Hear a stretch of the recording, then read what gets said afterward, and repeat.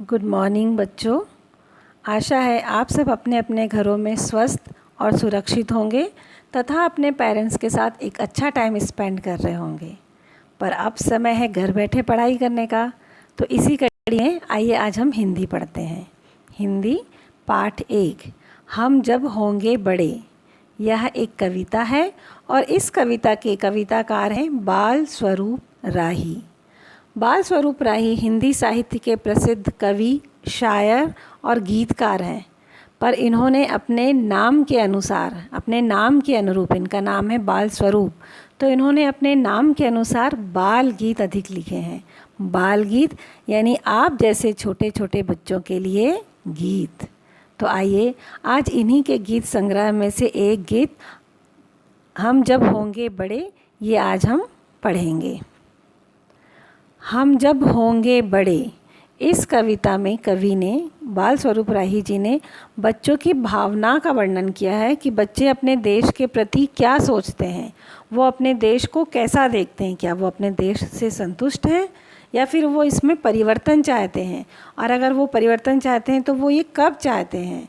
तो इसमें बच्चों का नज़रिया, बच्चों का देश के प्रति कर्तव्य और उनकी जागरूकता का बहुत खूबसूरती से कवि ने वर्णन किया है। तो चलो बच्चों, आज हम इस कविता का पाठन करते हैं। हम जब होंगे बड़े, देखना ऐसा नहीं रहेगा देश। बच्चे कह रहे हैं कि जब हम बड़े होंगे तो ये देश जैसा अभी है ऐसा नहीं रहेगा। तो फिर कैसा रहेगा, चलिए देखते हैं नीचे क्या कहते हैं बच्चे। अब भी कुछ लोगों के दिल में नफ़रत अधिक, प्यार है कम। हम जब होंगे बड़े, घृणा का नाम मिटाकर लेंगे दम। तो बच्चों का कहना है कि आज के माहौल में अभी भी लोगों के दिलों में नफ़रत अधिक है, प्यार की बहुत कमी है उनके दिल में और उनके मन में नफ़रत भरी हुई है।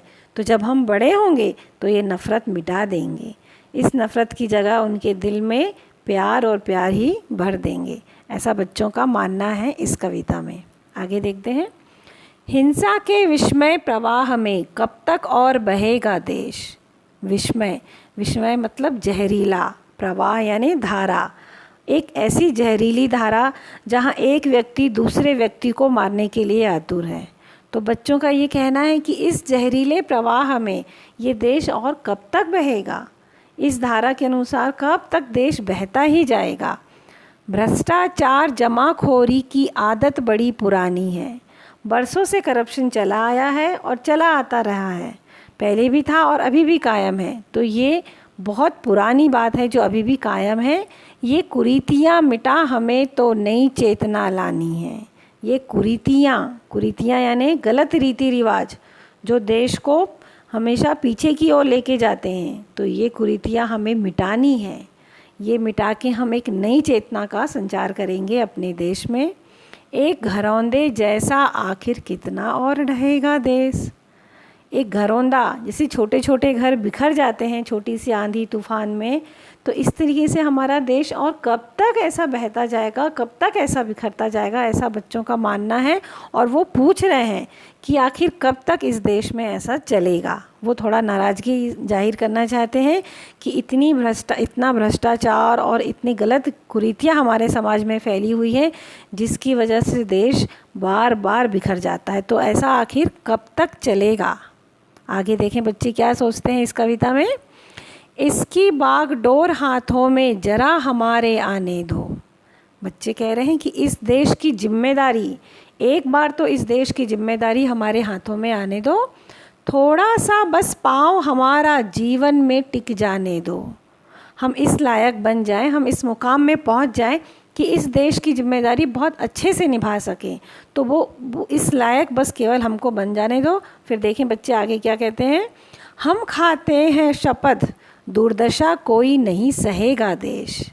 मतलब बच्चे ये प्रण कर रहे हैं, ये संकल्प कर रहे हैं, ये प्रॉमिस कर रहे हैं कि जब हम इस लायक हो जाएंगे कि इस देश को चला सकेंगे, इसकी जिम्मेदारी हम अच्छे से ले सकेंगे, इसकी बागडोर हमारे हाथों में आ जाएगी, तो जो देश की दुर्दशा है वो नहीं रहेगी।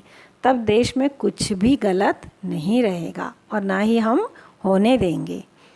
हम भारत का झंडा हिमगिरी से ऊंचा फहरा देंगे। हिमगिरी यानी हिमालय पर्वत। तो बच्चे कह रहे हैं कि हम इसका नाम इतना ऊंचा करेंगे, इसका भविष्य इतना उज्जवल करेंगे और इस झंडे को हम हिमगिरी से भी ऊंचा, हिमालय पर्वत से भी ऊंचा फहरा देंगे कि पूरे विश्व में हमारा देश का नाम जाना जाएगा। रेगिस्तान बंजरों तक में हरियाली लहरा देंगे। रेगिस्तान, राजस्थान में जो रेगिस्तान होता है ना, रेतीली भूमि जहाँ पे कुछ भी उगता नहीं है, कोई भी फसल नहीं होती है, ऐसे ज़मीन में भी हम हरियाली ला सकते हैं। बच्चों का कहना है कि हम अगर प्रण करें और संकल्प लें तो हम अपने देश के लिए कुछ भी कर सकते हैं और रेगिस्तान में भी हम हरियाली फहरा सकते हैं। छोटे बच्चे अगर कुछ भी चाहें तो कुछ भी प्रण करें देश के लिए, वो ज़रूर पूरा कर सकते हैं और यही इनकी अभिलाषा भी है। घोर अभावों की ज्वाला में कल नहीं दहकेगा देश। दहकना मतलब जलना। तो जो कमी, जो बुराइयाँ, जो गरीबी और जो दुर्दशा हमारे देश में है, इसकी अग्नि में फिर हमारा देश नहीं जलेगा। कब? जब हम बड़े होंगे। तो इस तरह बाल स्वरूप राही जी ने इस कविता में बच्चों की मनोदशा का बहुत खूबसूरती से वर्णन किया है कि बच्चे अपने देश के बारे में क्या सोचते हैं और वो देश के प्रति कितने जागरूक हैं।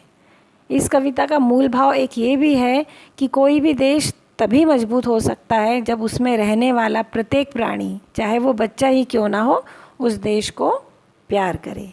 तो बच्चों, आज हमने बाल स्वरूप राही जी की एक बहुत ही खूबसूरत कविता का पठन किया और उसमें निहित मूल भाव को समझने की कोशिश की। आशा है आपको ये कविता समझ में आई होगी।